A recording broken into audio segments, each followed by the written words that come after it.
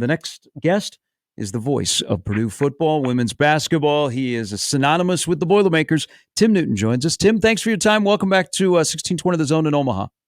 Well, thank you. It's great to be here. Let's talk about this season. Do we have to? Well, hey, Tim, if you would, it's kind of around here. It's been an interesting week.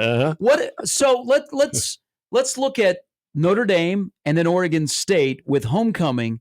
What's it like in West Lafayette now when in regards to where Ryan Walters and that football program is perceived 3 games into his second year?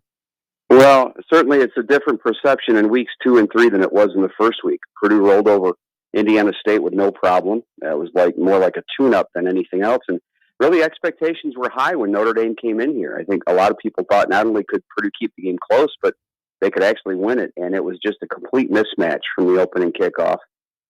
Played a little bit better last week against Oregon State, but not good enough to win on the road. So I think there's some, I don't know if apprehension is the right word, or just the wonderment of what's going to happen tomorrow or Saturday when the Big Ten season kicks off and you've got an improved Nebraska team. And then, after that, you have a Wisconsin team that you haven't beaten in 20 years. And it goes on and on and on. And Purdue still has Oregon and Penn State and Ohio State on the schedule later in the year. So it's, I think there are a lot of questions right now that need to be answered pretty quickly in this football season. And Tim, you just mentioned that schedule, and it's a daunting one. How do you sense a sense of urgency around this game in particular, about Nebraska, Purdue's history against Nebraska, that this game is looked upon as, hey, this is a great opportunity to get things kind of going here? Yeah, and I think that was that way when the season started. I think a lot of people thought in order for Purdue to get to a bowl, which obviously you need to get 6 wins most years at least for a bowl, I think the last week and this week were kind of a pivotal time. The game at Oregon State, which a lot of people thought going in might be a toss-up, and then this game against Nebraska. And you've already lost the Oregon State game. So, it's still very early in Ryan Walters' tenure. I think while some fans are pressing the panic button, I don't think the administration is doing that. But certainly this is not the start that they wanted in the 2024 season. So it's a huge game tomorrow just to try to turn – I keep saying tomorrow – huge game on Saturday to try to turn things around and get the season headed back in a positive direction because, again, the last 2 weeks have been really bad football, frankly, on both sides of the ball. Tim Newton, the voice of the Boilermakers, joining us. One guy that, even if the season starts out rocky, we expect, because we've seen him to be dealing, is Hudson Card. But, Tim, he doesn't have the same kind of playmakers on the outside that maybe Nebraska saw against Illinois, and now there is top target is out with an injury. Georgia transfer hasn't been able to get on the field yet. What do you see, especially out of the last 2 weeks, out of Hudson Card that has limited their passing game? Well, I think you've touched on it. Really, the lack of big down-the-field playmakers has been the limiting factor. You go back to that Oregon State game. I thought the pass protection was actually pretty good. I don't remember him getting sacked last week against Oregon State.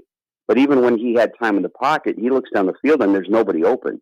So I think the receiving core has had a hard time getting open. Max Clare, the tight end, has been the top target so far, but through 3 games, he only has 10 catches. So that kind of tells you where the passing game is at the moment. I think Hudson showed in the opening game against Indiana State what he's capable of. Now, again, you have to consider the competition there, but 24-25 against Air is pretty impressive. And to do what he did that day was really a phenomenal afternoon. He just hasn't been able to replicate that against better competition, and I think a big part of that is he looks down the field and he doesn't see anybody open. And then you start to try to force the ball into windows that maybe you shouldn't try to force them into, and then bad things happen. Tim, we were listening to Nebraska's offensive coordinator, Marcus Satterfield, talking about this defense, and the question was the rushing yards that this defense has given up and what maybe Nebraska saw in it. And there is obviously the running quarterback element to it, but he said something that was interesting. And based on your vantage point, I'm curious what your thoughts are. He said it looked like a lot of the times Purdue would be in position to make plays and to be able to limit what a team is doing rushing the football, but for some reason a guy would just be able to bust one out. I mean, is it missed tackles? Is it a combination of things? What have you seen that has made this Ryan Walters, defense and this Purdue defense susceptible to the run? Well, if you're looking for a specific thing so far in the first three games, and specifically in games 2 and 3, Purdue's had a very difficult time setting the edge.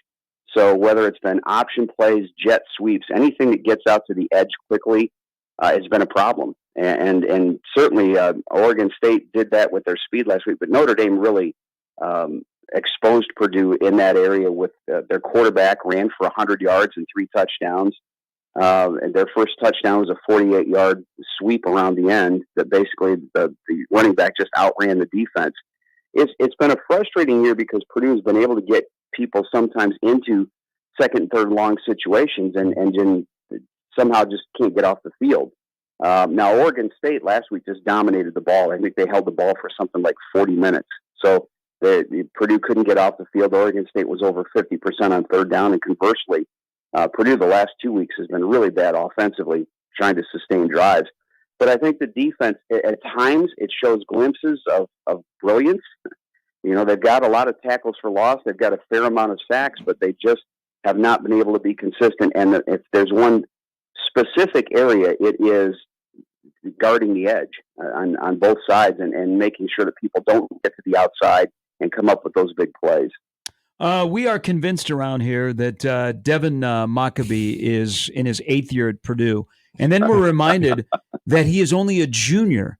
How has, and now he's gone over 2,000 yards. And 2 years ago, when Nebraska was out there, as you saw, Tim, Maccabee had great success. How has the Maccabee-Love combination with Love making the short trip from Champaign, how has that worked in a running game that was really good last year and is still putting up good numbers this year?